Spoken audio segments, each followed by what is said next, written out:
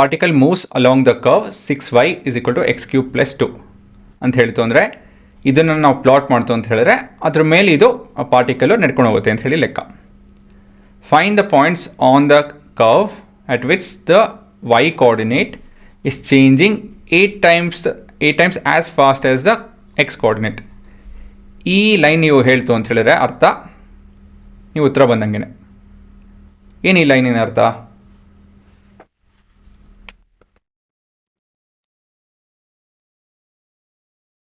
ಏನು ಕೊಟ್ಟಿದ್ದಾರೆ? ಒಂದು 6y is equal to x cube plus 2 ಅದು ಬಿಡ್ತು ಅಂತ ಹೇಳಿದ್ರೆ ಇನ್ನೊಂದು ಇಂಡೈರೆಕ್ಟ್ ಇನ್ಫಾರ್ಮೇಷನ್ ಅಂತ ಹೇಳಿದ್ರೆ points where slope of the tangent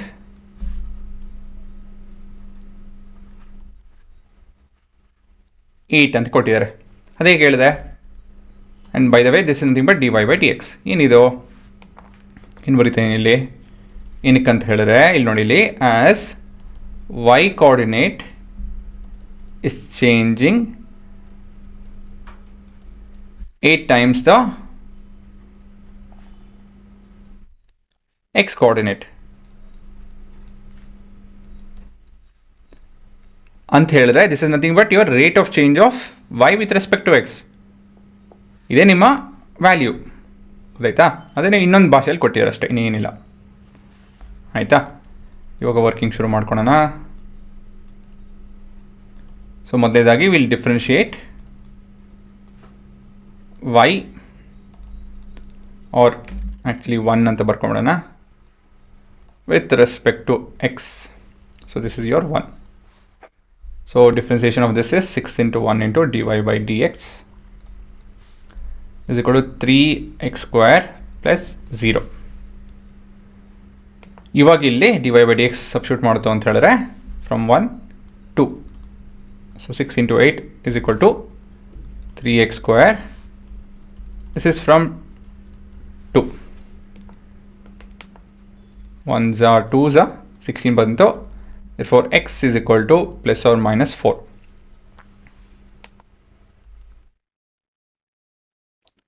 So case when x is equal to 4, ಯಾಕಂತ ಹೇಳಿದ್ರೆ ಅವ್ರ ಪಾಯಿಂಟ್ಸ್ ಕೋಆರ್ಡಿನೇಟ್ ಕೇಳ್ತಾರೆ, ಹಾಗಾಗಿ ಇದನ್ನು ಮಾಡಲೇಬೇಕು ನಾನು. So y is equal to 4 cube plus 2, this entire expression divided with 6. So this is 2, 4, 16, 64, 66, 11. Case x is equal to minus 4. So y is equal to minus 4 the whole cube plus 2 by 6. ಇದು minus 62 by 6 ಆಗುತ್ತೆ ಅಲ್ವಾ? 64 ಹಾಂ minus 62. ಇದು ಸ್ವಲ್ಪ cancel ಎಲ್ಲ ಮಾಡ್ತು ಅಂತ ಹೇಳಿದ್ರೆ minus 31 by 3. ಸರಿನಾ? ಸೊ ಇದನ್ನು ನಾನು ಇನ್ನೊಂದು ರೀತಿಯಲ್ಲಿ ಬಿಡಿಸಿ ಹೇಳ್ತೀನಿ. ಉತ್ತರ ಆ್ಯಕ್ಚುಲಾಗಿ ನೋಡ್ಸ್ಬಿಡ್ತೀನಿ ನಿಮಗೆ. ನಿಮ್ಮ ಮೊದಲೇ ಗ್ರಾಫು y ವರ್ಸಸ್ x ಅಂತ ಹೇಳಿದ್ರೆ 6y is equal to x cube plus 2 ಇದೆಯಲ್ಲ, ಈ ಗ್ರಾಫು ನೋಡುತ್ತೆ, ಈ ಗ್ರಾಫು ಕೊಡುತ್ತೆ. ಸರಿನಾ? ಪಾರ್ಟಿಕಲ್ ಬೇಸಿಕಲಿ ಇವು ನೋಡಿ ಇಲ್ಲಿ ಅದೇ ಪಾರ್ಟಿಕಲ್ ಅಂತ ತಿಳ್ಕೊಳ್ಳಿ, ಇದು ಚಿಕ್ಕೆ ಈ ರೀತಿಯಲ್ಲಿ ಹೋಗುತ್ತೆ ಅಂತ ಹೇಳಿ ಕೊಟ್ಟಿದ್ದಾರೆ.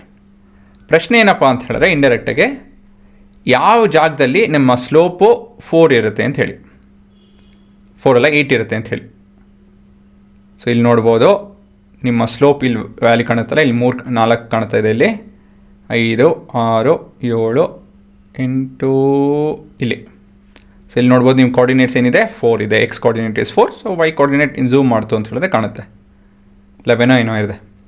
ಇದೊಂದು ಪಾಯಿಂಟ್ ಸಿಕ್ತು ನಮಗೆ. ಅದು ಬಿಟ್ಟರೆ -4 ಕೂಡ ಸಿಕ್ತು. ಸೊ -4 ಈ ಕಡೆ ಹೋಗ್ಬೇಕು ನಾನು. ಸೊ -4, ಸೊ ಇಲ್ಲಿ -4 ಮಾಡೋಕ್ಕೆ ನೋಡ್ತಾ ಇದ್ದೀನಿ ನಾನು. ಅಪ್ರಾಕ್ಸಿಮೇಟ್ಲಿ -4 ನೋಡ್ಬೋದು. ಸ್ಲೋಪ್ ತಿರ್ಗಾ 8 ಇದೆ, ಗೊತ್ತಾಯ್ತಾ? ಇದೇ ಪ್ರಶ್ನೆ ಅಷ್ಟೇ, ಇನ್ನೇನು ಕೇಳ್ತಾ ಇರಲಿಲ್ಲ ಅವರು. ಈ ಗ್ರಾಫಲ್ಲಿ ಯಾವ ಪಾಯಿಂಟಲ್ಲಿ ಸ್ಲೋಪ್ 8 ಬರುತ್ತೆ ಅಂತ ಹೇಳಿ. ಸೊ ಕೊನೆಯದಾಗಿ ಸಮ್ಮರೈಸ್ ಮಾಡೋಣ. The graph has a slope of 8 at ಒಂದು -4, -31/3 ಮತ್ತೊಂದು 4, 11. ಸೊ ಇದು ನಿಮ್ಮ ಉತ್ತರ.